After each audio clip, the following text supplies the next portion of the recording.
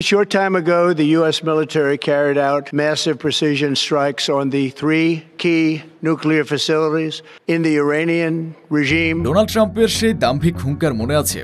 জুনের 12 দিনের যুদ্ধের পর তিনি দাবি করেছিলেন ইরানের পারমাণবিক স্বপ্নকে তারা মাটিতে মিশিয়ে দিয়েছেন। কিন্তু আমেরিকার প্রভাবশালী পত্রিকা নিউ ইয়র্ক টাইমস এবার সে নির্লজ্জ মিথ্যাচারের পর্দা ফাঁস করে দিয়েছে।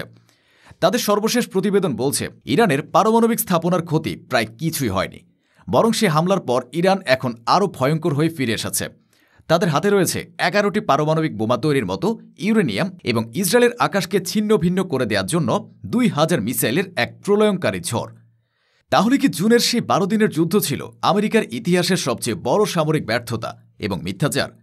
ইরানের হাতে থাকা 11টি পারমাণবিক বোমা কি তবে ইসরায়েলের অস্তিত্বকে মানচিত্র থেকে মুছে দেওয়া চূড়ান্ত গ্যারান্টি? ইরানের সেই 2000 মিসাইলের ঝড় কি ইসরায়েলের আয়রন ডোমকে এক মুহূর্তে অকেজো করে দেওয়ার জন্য প্রস্তুত? ইরান কেন হঠাৎ করে জাতিসংঘের পরিদর্শকদের কিছু স্থাপনায় প্রবেশ করতে দিচ্ছে?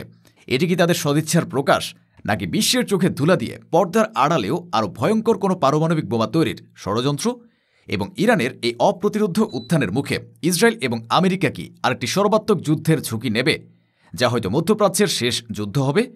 এই সব প্রশ্নের উত্তর জানতে আমাদের ডুব দিতে হবে 21 শতকের সবচেয়ে বড় ভূরাজনৈতিক মিথ্যাচার এবং তার পেছনের ভয়ঙ্কর সত্যের গভীরে। জুন 2025 আমেরিকা এবং ইসরায়েল যখন ইরানের উপর এক সমন্বিত হামলা চালায়, তখন বিশ্ববাসী ভেবেছিল মধ্যপ্রাচ্যে হয়তো এক দীর্ঘ এবং রক্তক্ষয়ী যুদ্ধের সূচনা হল। কিন্তু 12 দিনের মাথায় ডোনাল্ড ট্রাম্প যুদ্ধবিরতি ঘোষণা দেন এবং বিজয় দাবি করেন। তিনি বলেন, আমরা ইরানের পারমাণবিক কর্মসূচির কোমর ভেঙে দিয়েছি। কিন্তু নিউ ইয়র্ক টাইমস, পেন্টাগন এবং আন্তর্জাতিক গোয়েন্দা সংস্থাগুলোর বিভিন্ন সূত্রের বরাতে যে প্রতিবেদন প্রকাশ করেছে তা প্রমাণ করে ট্রাম্পের সেই দাবি ছিল এক নির্লজ্জ এবং সুপরিকল্পিত মিথ্যাচার, যার উদ্দেশ্য ছিল শুধু আসন্ন মার্কিন নির্বাচনে নিজের ভাবমূর্তি উজ্জ্বল করা। নিউ ইয়র্ক টাইমসের প্রতিবেদন অনুযায়ী মার্কিন ইসরায়েলি হামলায় ইরানের পারমাণবিক স্থাপনাগুলোর ক্ষতি যতটা ধারণা করা হয়েছিল, বাস্তবে তা অনেক কম, প্রায় নগণ্য। হ্যাঁ, কিছু ভূপৃষ্ঠের বিল্ডিং, কিছু গুদাম এবং কয়েকটি প্রশাসনিক ভবন হয়তো ধ্বংস হয়েছে, কিন্তু ইরানের পারমাণবিক কর্মসূচির হৃৎপিণ্ড অর্থাৎ তাদের ভূগর্ভস্থ ইউরেনিয়াম সমৃদ্ধকরণ কেন্দ্রগুলো প্রায় অক্ষত রয়ে গেছে। এর প্রধান কারণ হল ইরানের অবিশ্বাস্য ইঞ্জিনিয়ারিং এবং প্রতিরক্ষা কৌশল। নাতাঞ্জ এবং ফোর্দোর মতো প্রধান পারমাণবিক কেন্দ্রগুলো পাহাড়ের শত শত মিটার গভীরে নির্মাণ করা হয়েছে, যা আমেরিকার সবচেয়ে শক্তিশালী বাংকার বিধ্বংসী বোমা GBU-57 MOP এর আঘাত থেকেও সুরক্ষিত। ফেডারেশন অব আমেরিকান সায়েন্টিস্টের একজন নিউক্লিয়ার বিশেষজ্ঞ বলেন, ইরান গত 1 দশক ধরে তাদের পারমাণবিক স্থাপনাগুলোকে হার্ডেন বা দুর্ভেদ্য করার জন্য বিলিয়ন বিলিয়ন ডলার বিনিয়োগ করেছে। তারা জানত একদিন এ হামলা আসবে, তারা এর জন্য প্রস্তুত ছিল। ইসরায়েলি গোয়েন্দা সংস্থা মোসাদের একটি অভ্যন্তরীণ রিপোর্টেও একই ধরনের হতাশার কথা উল্লেখ করা হয়েছে। রিপোর্টে বলা হয়েছে, আমরা তাদের দেয়ালের উপর আঁচড় কাটতে পেরেছি, কিন্তু দুর্গের ভেতরে প্রবেশ করতে পারিনি। এ ব্যর্থ হামলা ঢাকতেই ট্রাম্প এবং নেতানিয়াহু একটি মিডিয়া ক্যাম্পেইন শুরু করে। তারা ভূপাতিত হওয়া ইরানি ড্রোন এবং মিসাইলের ছবি দেখিয়ে একটি মিথ্যা বিজয়ের গল্প তৈরি করে। কিন্তু সত্যি হল, ইরান সেই যুদ্ধে হেরে যায়নি, বরং তারা জিতেছে। নিউ ইয়র্ক টাইমসের প্রতিবেদনের সবচেয়ে ভয়ঙ্কর অংশটি হল ইরানের বর্তমান পারমাণবিক সক্ষমতা নিয়ে। প্রতিবেদন অনুযায়ী হামলার পরেও ইরানের হাতে বিপুল পরিমাণ সমৃদ্ধ ইউরেনিয়াম মজুদ আছে। তাদের কাছে 60% বিশুদ্ধতার যে পরিমাণ ইউরেনিয়াম আছে, তা দিয়ে খুব অল্প সময়ের মধ্যেই 90% বিশুদ্ধতার এবং ওয়েপন গ্রেড ইউরেনিয়ামে রূপান্তর করা সম্ভব। বিশেষজ্ঞরা হিসাব করে দেখিয়েছেন, এই পরিমাণ ইউরেনিয়াম দিয়ে ইরান অনায়াসে 11টি পারমাণবিক বোমা তৈরি করতে পারে। প্রতিটি বোমার ক্ষমতা হবে হিরোশিমায় ফেলা বোমার চেয়ে কয়েক গুণ বেশি। এই তথ্যটি তেল আবিবের নিরাপত্তা পরিষদে এক চরম আতঙ্কের জন্ম দিয়েছে। ইসরায়েল, যার অঘোষিত পারমাণবিক শক্তি ছিল মধ্যপ্রাচ্যে তার টিকে থাকার মূল ভিত্তি, তারা আজ দেখছে তাদের প্রধান শত্রু সেই একই ক্ষমতা অর্জনের দ্বার প্রান্তে দাঁড়িয়ে। টাইমস অব ইসরায়েলের একজন প্রতিরক্ষা সম্পাদক লিখেছেন, মধ্যপ্রাচ্যে পারমাণবিক মনোপলি বা একচেটিয়া আধিপত্যের দিন শেষ। আমরা এখন এক নতুন এবং ভয়ঙ্কর পারমাণবিক প্রতিযোগিতার যুগে প্রবেশ করেছি। পারমাণবিক বোমা যদি হয় ইরানের তুরুপের তাস, তবে সে তাসকে শত্রুর বুকে নিক্ষেপ করার জন্য তারা তৈরি করছে এক অপ্রতিরোধ্য তরবারি, 2000 মিসাইলের এক ভয়ঙ্কর আর্সেনাল। ইরান জুন মাসের যুদ্ধ থেকে একটি গুরুত্বপূর্ণ শিক্ষা নিয়েছে। তারা বুঝতে পেরেছে বিক্ষিপ্ত হামলা চালিয়ে ইসরায়েলের বহুস্তরীয় এয়ার ডিফেন্স সিস্টেমকে মানে আয়রন ডোম, ডেভিড স্লিং, অ্যারো 3 পুরোপুরি পরাস্ত করা সম্ভব নয়। তাই তাদের নতুন কৌশল হল স্যাচুরেশন অ্যাটাক বা ঝড়ো হামলা। ইন্টারন্যাশনাল ক্রাইসিস গ্রুপের ইরান প্রজেক্টের পরিচালক আলী ভায়েজ সম্প্রতি ইরানের উচ্চপদস্থ কর্মকর্তাদের সঙ্গে আলোচনার ভিত্তিতে জানিয়েছেন, ইরানের মিসাইল ফ্যাক্টরিগুলো এখন 24 ঘন্টা ধরে চলছে।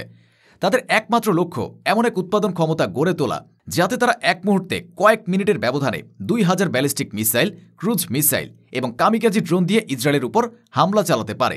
ওয়াশিংটন পোস্টের একজন প্রতিরক্ষা বিশ্লেষক এ কৌশলের ভয়াবহতা ব্যাখ্যা করে বলেন, এটি একটি গাণিতিক দুঃস্বপ্ন।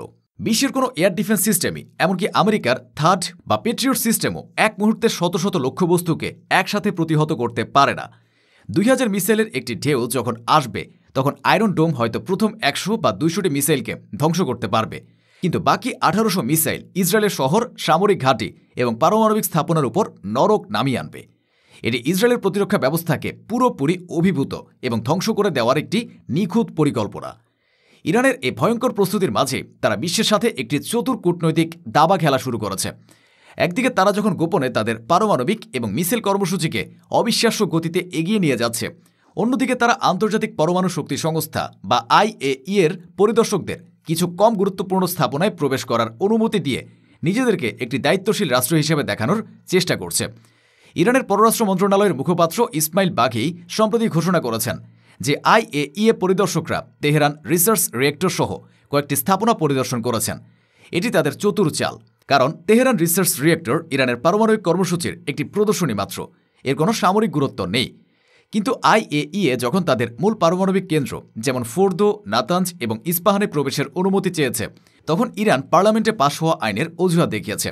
তারা বলেছে যে কোনো পরিদর্শনের আগে জাতীয় নিরাপত্তা পরিষদের অনুমোদন লাগবে। এটি আসলে সময়ক্ষেপণ করার এবং বিশ্বের চোখে ধুলো দেওয়ার একটি কৌশল।